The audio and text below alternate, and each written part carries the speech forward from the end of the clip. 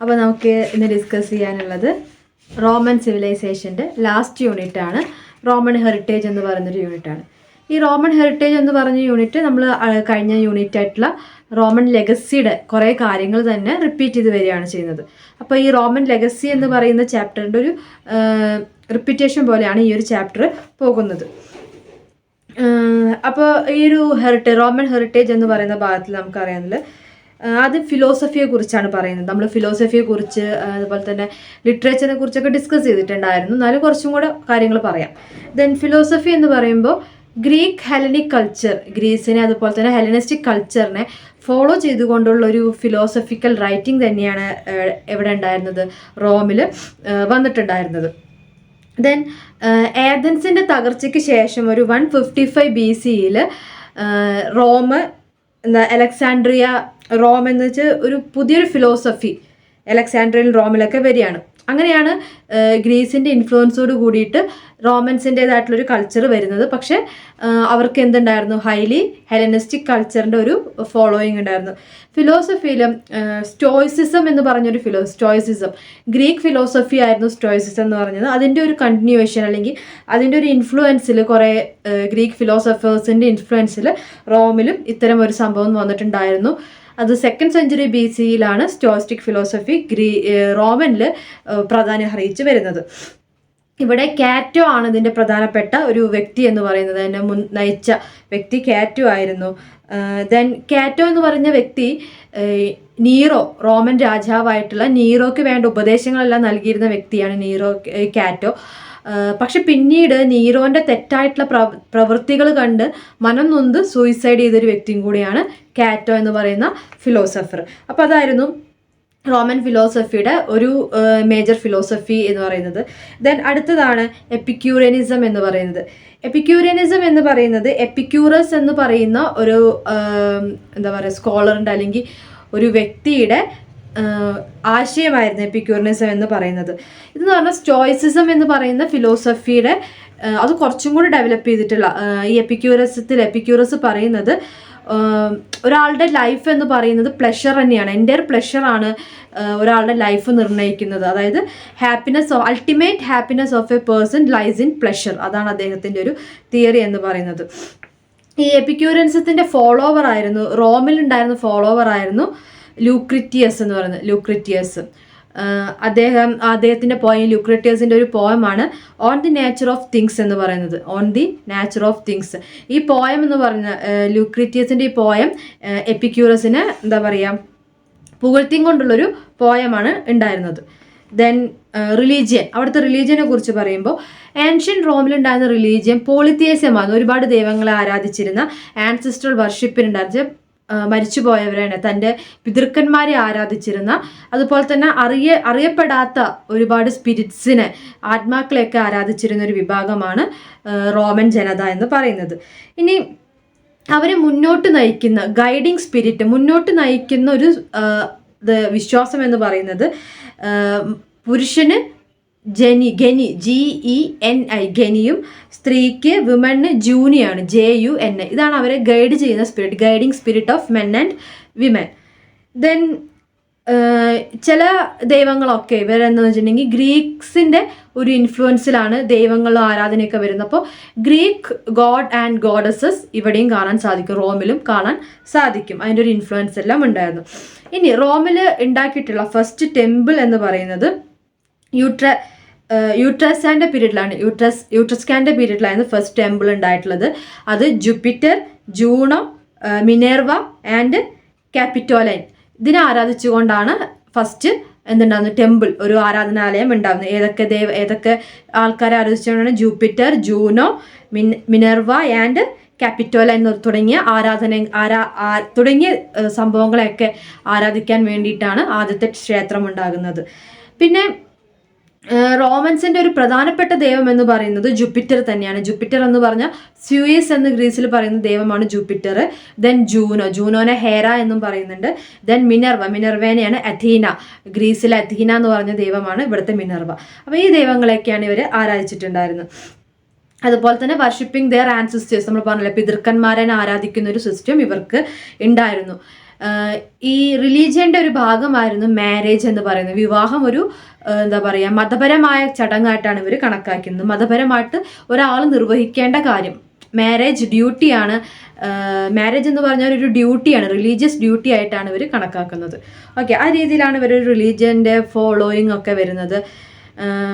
ഇതിനെ ഒരു തടയിടുന്നത്, ഇങ്ങനെ പോയിരുന്ന ഒരു റിലീജിയസ് ബിലീഫിന് ഒരു തടയിടുന്നത് റോമൻ എംപയർ എന്ന് പറയുന്ന ഒരു സിസ്റ്റം സ്ഥാപിച്ചപ്പോൾ. നമ്മൾ റോമൻ എംപയർ എപ്പോഴാണ് സ്ഥാപിച്ചത്? റോമിനെ ഒരു എംപയർ, ഒരു സാമ്രാജ്യമാക്കി വളർത്തുന്നത്, ഒരു ഭരണകൂടമൊക്കെ ആയി മാറ്റുന്നത് ജൂലിയസ് സീസറിൻ്റെയൊക്കെ സമയത്താണ് നമ്മൾ പറഞ്ഞിട്ടുണ്ടായിരുന്നത് അല്ലേ. അപ്പം ജൂലിയസ് സീസറിൻ്റെയൊക്കെ സമയത്ത് റോമൻ എന്ന് പറയുന്ന നഗരം ഒരു എംപയർ ആയി മാറിയതിന് ശേഷമാണ് ഇത്തരത്തിലുള്ള ആരാധനകൾക്കൊക്കെ ഒരു തടയിടുന്നത്. അതിനുശേഷം വന്നിട്ടുള്ള ഒരുപാട് പേര് ഇതിനെ അങ്ങനെ പ്രോത്സാഹിപ്പിച്ചിട്ടില്ല, ഈ ഇത്തരം ആരാധനകളൊന്നും പ്രോത്സാഹിപ്പിച്ചിട്ടില്ല. ഈ ഒരു ജൂലിയസ് സീസറാണ് ഏനിയസ്, അതായത് വീനസ് എന്ന് പറഞ്ഞൊരു ദേവത അല്ലെങ്കിൽ ഒരു ഉപഗ്രഹം, അവർക്കൊരു വിശ്വാസമായിരുന്നു, അവരുടെ റിലീജിയസ് വിശ്വാസമായിരുന്നു വീനസിനോട്. ഈ വീനസിന്റെ മകനാണ് ഏനിയസ് എന്നറിയപ്പെടുന്നത്. ഈ ഏനിയസിനുള്ള വർഷിപ്പിംഗ് ഒക്കെ നിർത്തുന്നത് ജൂലിയസ് സീസർ ആയിരുന്നു. ദെൻ ഇത്തരത്തിൽ പോയൊരു വർഷിപ്പിംഗ് രീതി പിന്നീട് ക്രിസ്ത്യാനിറ്റിയുടെ വരവോട് കൂടിയിട്ട് ഒരു ചെറിയൊരു എന്താ പറയുക വരികയും പിന്നെ ക്രിസ്ത്യാനിറ്റിക്ക് കൂടുതൽ പോപ്പുലർ ആവുകയും ചെയ്യുന്നുണ്ട്. ഇതിന് ശേഷം ഇവിടെ ക്രിസ്ത്യാനിറ്റിക്കും ഇതിനൊക്കെ മുമ്പ് ഇവിടെ ഉണ്ടായിരുന്ന വേറൊരു മതമാണ് ജൂസ് എന്ന് പറയുന്നത്. അത് റോമിലെ ഒരു മേജർ റിലീജിയൻ ആയിരുന്നു. പലസ്തീൻ, ഇസ്രായേൽ ഈ സ്ഥലങ്ങൾ റോമൻസ്, ജൂലിയസ് സീസർ അടക്കമുള്ളവർ ആക്രമിച്ച് കീഴടക്കുന്നുണ്ടല്ലോ. അപ്പോൾ ഈ പലസ്തീനും ഇസ്രായേലും കീഴടക്കി ഇതിൻ്റെ കൂടെ ചേർത്തതിൻ്റെ ഭാഗമായിട്ടാണ് ജുദായിസം എന്ന് പറയുന്നത് റോമിലൊരു റിലീജിയനായിട്ട് വരുന്നത്. ദെൻ ക്രിസ്ത്യാനിറ്റി വന്നതിന് ശേഷം കൂടുതൽ ആളുകൾ ക്രിസ്ത്യാനിറ്റിയിലേക്ക് കൺവേർട്ട് ചെയ്യുന്ന സ്ഥിതിയാണുണ്ട്. പിന്നീട് ക്രിസ്ത്യാനിറ്റി ആയിരുന്നു റോമിൻ്റെ ഒരു മേജർ റിലീജിയൻ എന്ന് പറയുന്നത്. ദെൻ ലിറ്ററേച്ചർ എന്ന് പറയുമ്പോൾ Roman literary works Roman literary വർക്ക്സിനും ഇതുപോലെ ഗ്രീസ് ഇൻഫ്ലുവൻസ് ഒക്കെ കാണാൻ സാധിക്കും. അതിനുശേഷം റോമിലൊരു കാലഘട്ടത്തിന് ശേഷം വന്നിട്ടുള്ളത് ദാന്തെ, ഷേക്സ്പിയർ തുടങ്ങിയവരുടെയൊക്കെ വർക്ക്സിലൂടെയാണ് റോമൻ കൾച്ചർ കൂടുതൽ ഫേമസ് ആവുന്നത്.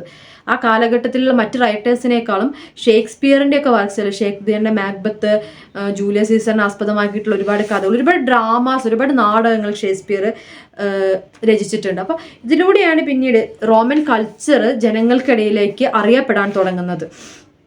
അതുപോലെ പിന്നീട് സിനിമകൾ വരാൻ തുടങ്ങി. ഗ്ലാഡിയേറ്റർ എന്ന് പറയുന്ന ഒരു ഇംഗ്ലീഷ് സിനിമ ഉണ്ട്. പക്ഷേ ഗ്ലാഡിയേറ്റേഴ്സ് എന്ന് പറയുന്ന ഒരു രീതി പറഞ്ഞല്ലേ, എന്താ പറയുക, ആളുകളെ തമ്മിൽ തല്ലുന്നത് കണ്ട് രസിക്കുന്ന ഒരു ഗ്ലാഡിയേറ്റർ, അങ്ങനത്തെ കുറച്ച് ഹോളിവുഡ് സിനിമകളിലൂടെയും റോമൻ കൾച്ചറിൻ്റെ ചില ഭാഗങ്ങൾ പുറത്തേക്ക് വരാൻ തുടങ്ങുന്നത്. ഇനി റോമൻ ഭരണകൂടം നിലനിൽക്കുന്ന സമയത്ത് ഒരുപാട് ഡ്രാമാസ്, പോയട്രി, കോമഡീസ്, ഹിസ്റ്ററീസ് ഒക്കെ അവിടെ ഡെവലപ്പ് ചെയ്ത് വരുന്നുണ്ട്. നമ്മൾ ഗ്രീസ് ഫിലോസഫീനെ കുറിച്ച് പറഞ്ഞത് ഗ്രീസ് ലിറ്ററേച്ചറിൽ ഡ്രാമാസ് എന്ന് പറഞ്ഞാൽ അധികം ട്രാജിക് ഡ്രാമാസ്, അതായത് ട്രാജഡിയോട് കൂടിയിട്ടുള്ള നാടകങ്ങൾക്ക് ഒരുപാട് പ്രാധാന്യം ലഭിച്ചിരുന്നു എന്ന് പറഞ്ഞല്ലേ. പക്ഷെ റോമൻ എംപയറിലേക്ക് വരുമ്പോൾ റോമിൽ ട്രാജഡീനെ അങ്ങനെ പ്രോത്സാഹിപ്പിക്കുന്ന ഒരു രീതിയായിരുന്നില്ല അവിടെ ഉണ്ടായിരുന്നു. ഇവിടെ കോമഡി കാര്യങ്ങളൊക്കെയും അതുപോലെ ഹിസ്റ്ററിയൊക്കെ ഇവർക്ക് പ്രാധാന്യം ഉണ്ടായിരുന്നു. ഹിസ്റ്റോറിയൻസിനെ കുറിച്ച് പറയുമ്പോൾ ഗ്രീക്കോ റോമൻ സിന്തസിസ് എന്നാണ് റോമൻ എംപയറിൻ്റെ ഹിസ്റ്റോറിക്കൽ വർക്കിനെ പറയുന്നത്. വളരെ ഗ്രീസ് ഇൻഫ്ലുവൻസ് ഉള്ള ഹിസ്റ്ററീസ് ആയിരുന്നു. ഗ്രീക്കോ റോമൻ സിന്തസിസ് എന്ന് ഇവിടുത്തെ റോമിലെ ഹിസ്റ്ററിനെ പറയുന്നുണ്ട്. ദെൻ അവിടുത്തെ കുറച്ച് ഏർലിയർ വർക്ക്സിനെ കുറിച്ച് പറയുമ്പോൾ കൊമിക് പ്ലേ റൈറ്റ്സ്, അതായത് തമാശ നിറഞ്ഞിട്ടുള്ള സ്ക്രിപ്റ്റുകൾ ഉണ്ടായിട്ടുണ്ടായിരുന്നു, പ്ലേ റൈറ്റ്സ് ഉണ്ടായിരുന്നു. അതിൽ ചില ഇമ്പോർട്ടൻ്റ് ആയിട്ടുള്ള വ്യക്തികളാണ് പ്ലോട്ടസ്, ടെറൻസ്, ഏനിയസ്. ഏനിയസ് തുടങ്ങിയൊക്കെ പ്രധാനപ്പെട്ടവരാണ്. 3rd century BC അവർ ജീവിച്ചിരുന്നത്. അതിൽ തന്നെ എനിയസിനെ ഫാദർ ഓഫ് റോമൻ പോയട്രി എന്നും അറിയപ്പെടുന്നുണ്ട്. ദെൻ ഇദ്ദേഹത്തിൻ്റെ മറ്റൊരിതാണ് അനാൽസ് എന്ന് പറയുന്നത്. അനാൽസ് എന്ന് വെച്ചിട്ടുണ്ടെങ്കിൽ ഹിസ്റ്ററി ഓഫ് റോം. അതുപോലെ തന്നെ ഹിസ്റ്ററി ഓഫ് റോമും ഇദ്ദേഹത്തിൻ്റെ പ്രധാനപ്പെട്ട ഒരു മേജറായിട്ടുള്ളൊരു വർക്ക് തന്നെയായിരുന്നു. ദെൻ അടുത്തതെന്ന് പറഞ്ഞാൽ ഹൊറാസ്, വെർജിൽ, കാറ്റുലസ്, ഒവിഡ് തുടങ്ങിയ എഴുത്തുകാരുടെ ടൈമായിരുന്നു. ഇവർ 1st സെഞ്ച്വറി BCയിലെ എഴുത്തുകാരായിരുന്നു. ഹൊറാസ്, വെർജിൽ, കാറ്റുലസ്, ഒവിഡ് തുടങ്ങിയവർ. ഇവരുടെ ഒരു ഏജിന് golden age of Roman poetry, Roman പോയട്രിയുടെ സുവർണ കാലഘട്ടം എന്ന് അറിയപ്പെടുന്നുണ്ട്. ഈ വെർജില് റോമിൻ്റെ എന്താ പറയുക ഗ്രാമപ്രദേശങ്ങളിലെ ജീവിതമെല്ലാം എക്സ്പ്ലെയിൻ ചെയ്തിട്ടുള്ള വ്യക്തിയാണ് വെർജിൽ എന്ന് പറയുന്ന എഴുത്തുകാരൻ. അദ്ദേഹത്തിൻ്റെ ഏറ്റവും പ്രധാനപ്പെട്ട വർക്കാണ് എയ്നിഡ്, AENEID, എയ്നിഡ് എന്ന് പറയുന്ന അദ്ദേഹത്തിൻ്റെ വർക്കാണ്.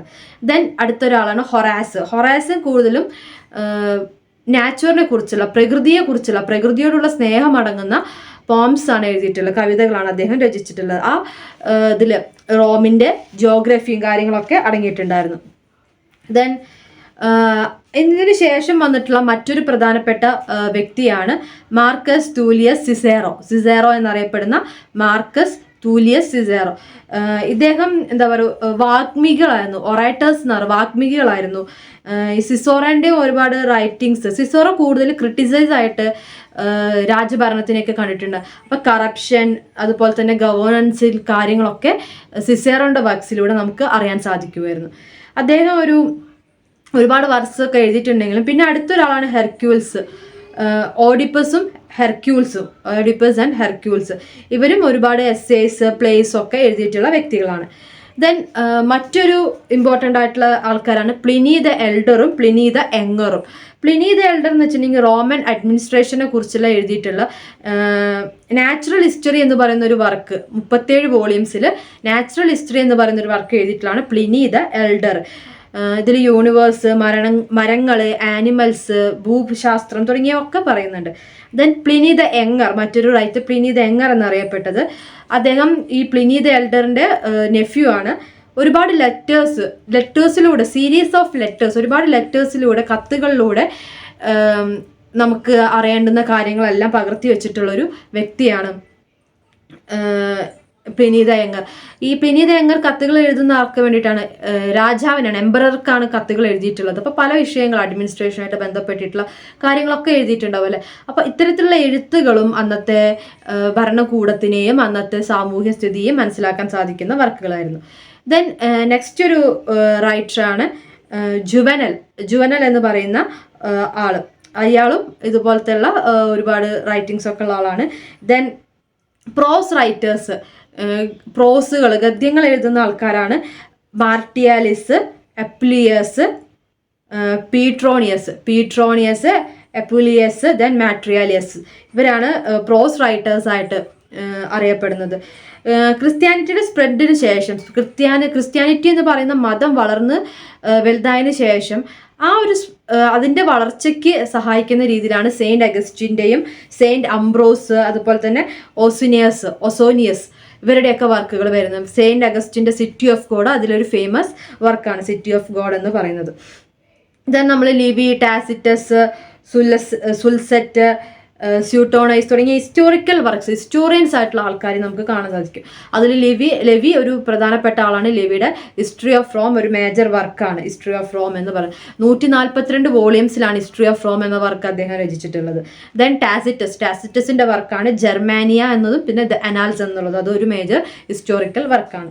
ഇതൊക്കെയാണ് ഹിസ്റ്ററിയിൽ ഒരു പ്രധാനപ്പെട്ട വർക്ക്സ് എന്ന് പറയുന്നത്. അപ്പോൾ വിവിധങ്ങളായിട്ടുള്ള പോയം, ഡ്രാമാസ്, ദെൻ ഹിസ്റ്ററി, പ്രോസ് വർക്ക് തുടങ്ങിയവയൊക്കെ ഈ ഒരു കാലഘട്ടത്തിൽ റോമനിൽ ഡെവലപ്പ് ചെയ്ത് വന്നിട്ടുണ്ട്.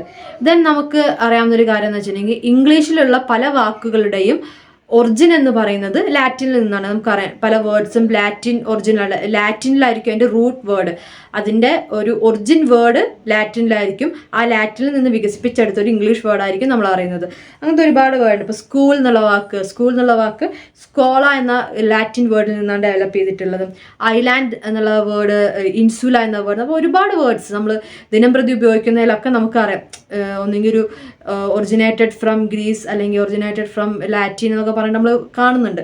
അപ്പോൾ അത്തരത്തിലുള്ള വാക്കുകളൊക്കെ ഇംഗ്ലീഷിലേക്ക് കോൺട്രിബ്യൂട്ട് ചെയ്ത് വന്നിട്ടുള്ള പല വാക്കുകളും ലാറ്റിൻ റൂട്ട് വേർഡിൽ നിന്നാണ് ഡെവലപ്പ് ചെയ്ത് വന്നിട്ടുള്ളത്. ഓക്കെ, നെക്സ്റ്റ് എന്ന് പറയുന്ന ആർട്ടിൽ പറയുമ്പോൾ ഹെലനിസ്റ്റിക് പീരീഡിന് അല്ലെങ്കിൽ ഗ്രീക്ക് ഇൻഫ്ലുവൻസ് കാണാൻ കഴിയും ഇവരുടെ ആർട്ട് വർക്കിൽ എന്ന് പറയുമ്പോൾ. റോമൻ ആർക്കിടെക്ചറിലും ഈ ഒരു ഇൻഫ്ലുവൻസ് കാണാൻ കഴിയും. ഇനി റോമൻ ആർക്കിടെക്ചറിന്, റോമൻ വാസ്തുവിദ്യ, റോമൻ ബിൽഡിങ്സ് ഒക്കെ എടുത്തു നോക്കുമ്പോൾ ബ്രിക്സും മൺകട്ടകളും അതുപോലെ തന്നെ കോൺക്രീറ്റും, അപ്പോൾ ബ്രിക്സും കോൺക്രീറ്റും ഉപയോഗിക്കുന്ന വർക്കുകൾ ധാരാളമായിട്ട് കാണാൻ സാധിക്കും റോമിൽ. അത് റോമിൻ്റേതായിട്ടുള്ള ഒരു തനത് രീതിയായിട്ടാണ് കണക്കാക്കുന്നത്. ഗ്രീസ് ഇൻഫ്ലുവൻസ് മാത്രമല്ല, ഗ്രീസ് ഇൻഫ്ലുവൻസിൻ്റെ കൂടെ റോമിൻ്റെ ഒരു രീതിയാണ് ബ്രിക്സും കോൺക്രീറ്റും ഉപയോഗിക്കുക എന്നുള്ളത്. അവിടെ വ്യക്തികളുടെ സ്കൾപ്ചേഴ്സ്, പ്രതിമകളൊക്കെ ഉണ്ടാക്കുന്ന രീതി ഉണ്ടായിരുന്നു. ദെൻ പൊളിറ്റിക്സിനും അതുപോലെ തന്നെ ലിറ്ററേച്ചറിനും പ്രാധാന്യം കൊടുത്തുകൊണ്ടുള്ള സ്കൾപ്റ്റ് വർക്ക്സുകൾ, പ്രതിമകളൊക്കെ നിർമ്മിക്കുന്ന രീതി അവർക്ക് ഉണ്ടായിരുന്നു. ദെൻ ബിൽഡിങ്സിൽ, തിയേറ്റേഴ്സിൽ, ഹൗസസിൽ ഒക്കെ എന്താ പറയുക, റോമിൽ ഗ്രീസ് ഇൻഫ്ലുവൻസ് ഉണ്ടെങ്കിലും അതിൻ്റെതായ മാറ്റങ്ങൾ ഉണ്ടായിരുന്നു. ആർച്ച് ഡോംസ് വെച്ചാൽ മകുടങ്ങൾ നിർമ്മിക്കുക വെച്ചാൽ എന്താ പറയുക, ഇപ്പോൾ ഒരു ബിൽഡിങ്, ഒരു വലിയ ടെമ്പിൾ പോലത്തെ കൺസ്ട്രക്ഷൻ ഉണ്ടെങ്കിൽ അതിൻ്റെ മീതെ ഡോമുകൾ നിർമ്മിക്കുക, അതൊക്കെ അവരുടെ ഒരു രീതിയായിരുന്നു. അപ്പോൾ ഇത്തരത്തിൽ ഉള്ള കുറേ വർക്കുകൾ, പിന്നെ ലൈം സ്റ്റോൺസ്, ചുണ്ണാമ്പ്, ലൈം സ്റ്റോൺസ്, സാൻഡ് സ്റ്റോൺസ് തുടങ്ങിയവ ഉപയോഗിച്ചിട്ടുള്ള ആർട്ട് വർക്കുകൾ, ആർക്കിടെക്ചർ വർക്ക്സും റോമിൽ കാണാൻ സാധിക്കും. ഇനി റോമിലെ പല ബിൽഡിങ്സിൻ്റെ ഒക്കെ ഇൻറ്റീരിയേഴ്സ് എന്ന് പറയുന്നത് പെയിൻറ് ചെയ്തിട്ടുണ്ടായിരിക്കും. ഒരു പ്ലാസ്റ്റർ കോട്ടോട് കൂടിയിട്ട് പെയിൻറ്റിങ്സ് ഒക്കെ ഉള്ള വർക്കുകളായിരിക്കും അവിടെ ഉണ്ടായിരിക്കുക. ഇനി റോമിലെ ഹൗസസ് എന്ന് പറയുന്നത് സിംഗിൾ സ്റ്റോറിഡ് ഹൗസസും ഉണ്ടായിരിക്കും, മൾട്ടി സ്റ്റോറിഡ് ഹൗസസ് ഉണ്ടായിരിക്കും, ഒറ്റമുറി അങ്ങനെയൊക്കെ ഉള്ളതും ഒരുപാട് മുറികളുണ്ട്. അപ്പോൾ ആൾക്കാരുടെ സാമ്പത്തിക രീതി മനസ്സിലാക്കാൻ ഈ ഒരു ഹൗസസ് കൊണ്ട് സാധിക്കും. ഒരു വ്യക്തിയുടെ വീടെന്ന് പറയുന്നത് ഒരാളുടെ, അയാൾ റിച്ച് ആണോ പൂർ ആണോ എന്നൊക്കെ അറിയാൻ സാധിക്കുന്ന രീതിയിലുള്ള ഒരു ഹൗസ് രീതികളാണ്, ഹൗസ് മേക്കിംഗ് രീതികളാണ് അവർക്ക് ഉണ്ടായിരുന്നത്. ഇതിൽ സമ്പന്നരായിട്ടുള്ള ആൾക്കാരുടെ വാസസ്ഥലത്തിന് അറിയപ്പെടുന്നത് ഡോമുസ് എന്നാണ്. റോമിലെ സമ്പന്നരായിട്ടുള്ള ആൾക്കാരുടെ വാസസ്ഥലത്തിന്, ഡ്വെല്ലിങ്സിന് അറിയപ്പെടുന്ന പേര് ഡോമസ്, DOMUS, ഡോമസ് എന്നാണ് അറിയുന്നത്. ഇതെന്ന് വെച്ചാൽ ഒരുപാട് സ്റ്റോറീസ്, ഒരുപാട് റൂംസ് ഉണ്ടായിരിക്കും. ഒരു ഫ്രണ്ട് ഏരിയ ഉണ്ടായിരിക്കും, ഫ്രണ്ട് ഏരിയയുടെ ഉള്ളിലൊരു ഇടനാഴിക, വരാന്ത ഉണ്ടായിരിക്കും, ബെഡ്റൂം, കിച്ചൺ, അങ്ങനെയുള്ള ഒരു വലിയ കുറച്ചും കൂടെ റൂമുകളുള്ള ഒരു സ്ട്രക്ചറായിരിക്കും ഈ ഡോമുസ് എന്ന് പറയുന്ന റിച്ച് ആൾക്കാരുടെ, സമ്പന്നരായിട്ടുള്ള ആൾക്കാരുടെ വീടുകൾ എന്ന് പറയുന്നത്. ദെൻ അവരുടെ വസ്ത്രരീതി പൊതുവെ വൂൾ, ചെമ്മരിയാടിൻ്റെത്, വൂളോണ്ടുള്ള എന്താ വസ്ത്രങ്ങളാണ് അവർ ധരിക്കാറുള്ളത്. ദെൻ കോട്ടൺ, ലിനൻ, സിൽക്സ് ഇതൊക്കെ മാർക്കറ്റിൽ അവൈലബിൾ ആയിരുന്നു. നമ്മൾ റോമൻ്റെ ട്രേഡ് എന്ന് പറയുന്നത്, ചൈനയായിട്ടുള്ളൊരു മെയിൻ ട്രേഡായിരുന്നു സിൽക്ക് എന്ന് പറയുന്നത്. അപ്പോൾ സിൽക്കിൻ്റെ ഒരു അവൈലബിലിറ്റി അന്ന് റോമിൽ ഉണ്ടായിരുന്നു. അപ്പോൾ അതൊക്കെ അവർ മേടിച്ച് ഉപയോഗിക്കുകയും ചെയ്തിരുന്നു. ഇനി പുരുഷന്മാരുടെ വസ്ത്രത്തിന് പൊതുവിൽ പറഞ്ഞിരുന്ന ഒരു പേരാണ് തോഗ, TOGA, തോഗ. അവരുടെ വസ്ത്രത്തിന്, പുരുഷന്മാരുടെ വസ്ത്രത്തിന് പറയുന്ന പേരാണ് തോഗ. ഈ തോഗയുടെ കളറിനനുസരിച്ച് അത് ഓരോ ഓഫീസേഴ്സിനെ റെപ്രസെൻ്റ് ചെയ്യുകയും ചെയ്യുന്നുണ്ട്. തോഗ എന്ന് പൊതുവേ പറയുന്ന വസ്ത്രമാണ്. അതെന്ന് വെച്ചിട്ടുണ്ടെങ്കിൽ ഫുൾ ബോഡി ഇങ്ങനെ കവർ ചെയ്തിട്ട് പിൻ ചെയ്യുന്ന ഒരു വസ്ത്രമാണ്. മേ ബി എനിക്ക് തോന്നുന്നു നമ്മൾ ഈ സിനിമകളൊക്കെ കാണുന്ന പോലെ, സിനിമയിൽ ഇങ്ങനെ പഴയ സിനിമകളൊക്കെ ഇല്ലേ, വലിയ ആൾക്കാരൊക്കെ ഇങ്ങനെ ഒരു സാധനം ഇട്ടിട്ട് ഫുൾ ഇങ്ങനെ ഒരു V ഷേപ്പിൽ ഇങ്ങനെ വരും, ഒരു ഗൗണ് പോലത്തെ, എന്നിട്ട് ഇവിടെ പിൻ ചെയ്യുന്ന, അതായിരിക്കാം, എനിക്കറിയില്ല, അതായിരിക്കാം എന്ന് വിചാരിക്കുന്നത്. നമുക്ക് വായിച്ചെന്ന് മനസ്സിലായ ഒരു കാര്യം. ഇനി നമ്മളതിൻ്റെ കളറിനനുസരിച്ച് അവരുടെ ഒരു സ്റ്റാറ്റസ് മനസ്സിലാക്കാമെന്ന് പറഞ്ഞല്ലേ. പ്ലെയിൻ ആയിട്ട് വൈറ്റ് കളറ്, വെള്ള കളറ് തോകയാണ് ധരിച്ചിരിക്കുന്നതെങ്കിൽ അത് മെയിൽ സിറ്റിസൺസ് ആയിരിക്കും, പുരുഷ പ്രജകളാണ്, പുരുഷ സിറ്റിസൺസ് ആയിരിക്കും ഈ വെറും പ്ലെയിൻ ആയിട്ട് വൈറ്റ് തോക ധരിച്ചിട്ടുണ്ടായിരിക്കുക. ഈ തോകയിൽ ഒരു പർപ്പിൾ കളർ ബോർഡർ ഉണ്ടെങ്കിൽ അത് മജിസ്ട്രേറ്റ് ആയിരിക്കും. തോകയിൽ പർപ്പിൾ കളർ ബോർഡർ ഉണ്ടെങ്കിൽ അത് മജിസ്ട്രേറ്റുമാരായിരിക്കും. അതേസമയം തോക ഡാർക്ക് കളറാണെങ്കിൽ, ഒരു കറുത്ത നിറമാണെങ്കിൽ അത് വിലാപത്തിൻ്റെ ലക്ഷണമായിട്ടാണ് കണക്കാക്കുന്നത്. അപ്പോൾ ഇതായിരുന്നു അവിടുത്തെ ഒരു കളറിനനുസരിച്ച് പല പൊസിഷനും പല രീതികളും പല അവസ്ഥകളും നിർണ്ണയിക്കാൻ നമുക്ക് ആ തോക എന്ന് പറഞ്ഞ വസ്ത്രം കൊണ്ട് സാധിക്കുമായിരുന്നു. ഇനി മറ്റൊരു വസ്ത്രമാണ് ട്യൂണിക് എന്ന് പറയുന്നത്. ഈ ട്യൂണിക് എന്ന് പറയുന്ന വസ്ത്രം ഒരേ സമയം സമ്പന്നരും ദരിദ്രരും അടക്കം എല്ലാ ജനവിഭാഗങ്ങളും ഉപയോഗിച്ചിരുന്നതാണ് ട്യൂണിക് എന്ന് പറയുന്ന വസ്ത്രം. ഇനി പുരുഷന്മാരെന്ന് പറഞ്ഞാൽ മുടിയെല്ലാം വെട്ടി ഒതുക്കി ചെറിയ മുടിയുള്ള ക്ലീൻ ഷേവ്ഡ് ആയിട്ടുള്ള ആൾക്കാരായിരുന്നു റോമിലെ പുരുഷന്മാരെന്ന് പറയുന്നത്. ദെൻ അവിടുത്തെ ആർട്ട് അല്ലാതെ മറ്റ് എൻ്റർടൈൻമെൻറ്റ്സ് എന്ന് പറയുമ്പോൾ അവർക്ക് ആംഫി തിയേറ്റർ ഉണ്ടായിരുന്നു. ആംഫി തിയേറ്റർ എന്ന് പറഞ്ഞാൽ എന്താണ്, ഒരുപാട് പേർക്ക് ഇരുന്നു കൊണ്ട് എന്തെങ്കിലും ഡ്രാമയോ എന്തെങ്കിലും കാണാൻ പറ്റുന്ന ഒരു വേദിയാണ് ആംഫി തിയേറ്റർ എന്ന് പറയുന്നത്. തുറസ്സായിട്ടുള്ളൊരു വേദിയായിരിക്കും, ചുറ്റും ഇരിക്കാൻ പാകത്തിൽ തിണ്ണ പോലെ ഉണ്ടായിരിക്കും. അങ്ങനെ തുറസ്സായിട്ട് കിടക്കുന്ന ഒരു വലിയ ഗ്രൗണ്ടിൽ നമ്മൾ തിണ്ണ കെട്ടിയാണ്, അതിന് ആംഫി തിയേറ്റർ എന്ന് പറയുന്നത്. അപ്പോൾ ഇത് കൂടുതലായിട്ടും ഗ്ലാഡിയേറ്റേഴ്സിൻ്റെ യുദ്ധമോ അല്ലെങ്കിൽ ആനിമൽസിൻ്റെ യുദ്ധങ്ങൾ ഇതൊക്കെ കാണാൻ വേണ്ടിയിട്ടുള്ള ഉണ്ടാക്കുന്നതാണ് ഈ ആംഫി തിയേറ്റർ എന്ന് പറയുന്നത്. അങ്ങനെയുള്ളൊരു വലിയ ആംഫി തിയേറ്ററാണ് കൊളോസിയം എന്ന് അറിയപ്പെടുന്നത്. ഏറ്റവും അറിയപ്പെടുന്ന ഒരു ആംഫി തിയേറ്ററാണ് കൊളോസിയം എന്ന് പറയുന്നത്. ഇത് ഒരു 50,000 ആളുകൾക്ക് ഒരുമിച്ചിരുന്നു കൊണ്ട് എന്തെങ്കിലും കാണാൻ സാധിക്കുന്ന ഒരു വലിയ തിയേറ്ററാണ്. ഇവിടെയാണ് ഗ്ലാഡിയേറ്റേഴ്സ് തമ്മിലുള്ള യുദ്ധം അല്ലെങ്കിൽ മറ്റ് പ്രിസണേഴ്സ് തമ്മിലുള്ള, വൈൽഡ് ആനിമൽസ് തമ്മിലുള്ള യുദ്ധം, ഇത്തരത്തിലുള്ള ക്രൂവലായിട്ടുള്ള വിനോദങ്ങൾ കണ്ട് രസിക്കുക എന്നുള്ളതായിരുന്നു റോമൻസിൻ്റെ ഒരു പ്രധാന അവർക്കൊരു പ്രാധാന്യം കിട്ടുന്ന കാര്യം അതായിരുന്നു. അതിന് വേണ്ടിയിട്ടാണ് ഈ കൊളോസിയം എന്ന് പറയുന്ന ആംഫി തിയേറ്റർ അവർ ഉണ്ടാക്കിയിട്ടുള്ളത്. ദെൻ ഇതിൽ പങ്കെടുക്കുന്ന ആൾക്കാരെ, അതുപോലെ തന്നെ ഹോഴ്സ് റേസേഴ്സ്, കുതിരയോട്ടം, മറ്റ് ഓട്ടങ്ങളൊക്കെ ഉണ്ടാവും. ഇതിൽ പങ്കെടുക്കുന്നവർക്ക് പല രീതിയിലുള്ള കളറുകൾ അസൈൻ ചെയ്യുമായിരുന്നു, ബ്ലൂ, റെഡ്, ഗ്രീൻ, വൈറ്റ്. അതൊക്കെ നടക്കുന്നത് ഇത്തരത്തിലുള്ള തുറസായ പ്രദേശങ്ങളിൽ വെച്ചിട്ടായിരിക്കും. ഇനി അവർക്ക് ഡ്രാമാസ് ഉണ്ടായിരുന്നു, നാടകങ്ങൾ ഉണ്ടായിരുന്നു പറഞ്ഞല്ലേ. ഈ നാടകങ്ങളിൽ പുരുഷന്മാർ മാത്രമേ അഭിനയിക്കാൻ പാടുള്ളൂ, സ്ത്രീകൾ അഭിനയിക്കാൻ പാടില്ല. സ്ത്രീകൾക്ക് അന്ന് അഭിനയിക്കാൻ പാടില്ല. പക്ഷെ സ്ത്രീകളുടെ വേഷങ്ങൾ അസൈൻ ചെയ്യാൻ വൈറ്റ് കളർ മാസ്ക് അവർ ഉപയോഗിക്കുമായിരുന്നു. ഇപ്പോൾ സ്ത്രീ കഥാപാത്രമാണ് എന്ന്, സ്ത്രീ കഥാപാത്രമായിട്ട് പുരുഷന്മാർ തന്നെയാണ് കെട്ടിയാടുക, അത് സ്ത്രീ കഥാപാത്രമാണെന്ന് അറിയിക്കാൻ വേണ്ടിയിട്ട് വൈറ്റ് മാസ്ക് ഉപയോഗിക്കുമായിരുന്നു. ഇനി അതേസമയം ബ്രൗൺ ആണ് പുരുഷന്മാരെ അസൈൻ ചെയ്യാൻ ഉപയോഗിക്കുന്ന മാസ്ക്. അപ്പം ഈ മാസ്ക് ഉപയോഗിച്ചുകൊണ്ടാണ് അവർ നാടകങ്ങളെല്ലാം നടത്തിയിട്ടുണ്ടായിരുന്നത്. ഏതാണ് അവർ അറിയുന്ന ക്യാരക്ടർ അറിയിക്കാൻ വേണ്ടിയിട്ട്, ചെയ്യുന്ന ക്യാരക്ടർ അറിയിക്കാൻ വേണ്ടിയിട്ടാണ് അവർ മാസ്കുകൾ ഉപയോഗിച്ചിരുന്നത്. ദെൻ ഇനി എഡ്യൂക്കേഷനെ കുറിച്ച്, വിദ്യാഭ്യാസത്തെ കുറിച്ച് പറയുകയാണെങ്കിൽ ഗ്രീക്ക് ജനത വിദ്യാഭ്യാസത്തിനെ പ്രൊമോട്ട് ചെയ്തിരുന്നത്, പക്ഷെ സ്ത്രീകൾക്ക് വിദ്യാഭ്യാസം ലഭിച്ചിരുന്നില്ല. അടിമകൾക്കും വിദ്യാഭ്യാസം നിഷേധിച്ചിട്ടുണ്ടായിരുന്നു. അടിമകളുടെ മക്കൾക്കും കാലങ്ങളോളം റോമൻ ജനത വിദ്യാഭ്യാസം നിഷേധിച്ചിട്ടായിരുന്നു. അടിമകളുടെ മക്കൾ, അങ്ങനെ മക്കളുടെ മക്കൾ, ഇവരൊക്കെ അടിമകളായി തുടരണമെന്നായിരുന്നു റോമിലെ ഒരു കാലത്തെ നിയമം എന്ന് പറയുന്നത്. അതുകൊണ്ട് തന്നെ അവർക്കൊന്നും എഡ്യൂക്കേഷൻ അധികാലങ്ങളൊന്നും ലഭിച്ചിട്ടുണ്ടായിരുന്നില്ല. പിന്നെ ഇന്നിപ്പോൾ നമ്മുടെ നാട്ടിൽ കാണുന്ന പല സിസ്റ്റവും അന്ന് ആ ഒരു BC കാലഘട്ടത്തിൽ റോമിൽ നിന്ന് വന്നതാണെന്ന് പറയാൻ പറ്റും.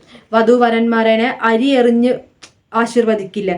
അപ്പോൾ നമുക്കിപ്പോൾ ഇവിടെ കോമൺ ആണല്ലേ അരി എറിഞ്ഞിട്ട് കയറി വരുമ്പോൾ ഒക്കെ തലയിലൊക്കെ അരി ഇടുന്നു. അപ്പോൾ അത്തരത്തിലുള്ള അരി എറിഞ്ഞുകൊണ്ട് ആശീർവദിക്കുന്ന രീതി ആ കാലഘട്ടത്തിൽ റോമിലുണ്ടായിരുന്നു. വധൂവരന്മാരെ അങ്ങനെ അരി പോലത്തെ സാധനങ്ങൾ, അവിടുത്തെ ഗ്രെയിൻസ് എടുത്തിട്ട് അവർ തലയ്ക്ക് എറിയുന്ന ഒരു രീതി ഉണ്ടായിരുന്നു കല്യാണം കഴിഞ്ഞ് വരുമ്പോൾ. ദെൻ അത് ഇന്ന് പക്ഷെ കുറച്ചും കൂടെ മാറിയിട്ട് റോമൻ ജനത സ്വീറ്റ്സ്, അതുപോലെ തന്നെ നട്ട്സ്, കുറച്ചും കൂടെ വില കൂടിയ സാധനങ്ങളൊക്കെ എറിയാൻ തുടങ്ങി. അങ്ങനെ ഒരു മാറ്റമുണ്ട്.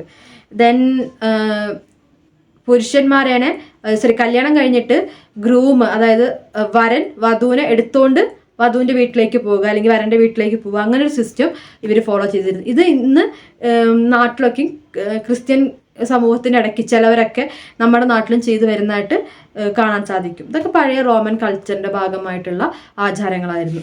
ഇതായിരുന്നു അവിടുത്തെ old practices, education, art, then literature, entertainment തുടങ്ങിയ വിവിധ മേഖലകളിൽ ഒന്ന് ഡീറ്റെയിൽ ആയിട്ടാണ് നമ്മളിതിൽ ഡിസ്കസ് ചെയ്തത്. കഴിഞ്ഞ ചാപ്റ്ററിൽ പറഞ്ഞതിൻ്റെ കുറച്ചും കൂടെ എക്സ്പ്ലനേറ്റീവായിട്ട് അതാണ് നമ്മൾ റോമൻ ഹെറിറ്റേജ് എന്ന് പറയുന്ന ചാപ്റ്ററിൽ ഡിസ്കസ് ചെയ്തത്. താങ്ക്